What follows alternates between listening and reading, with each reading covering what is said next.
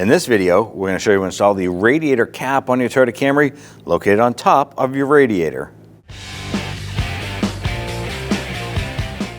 With your hood open, go ahead and locate the radiator cap on top of your radiator. Now before replacing your radiator cap, you want to make sure that the engine is completely cool. You never want to open up this cap when the engine is hot or the radiator is hot. Press down and twist.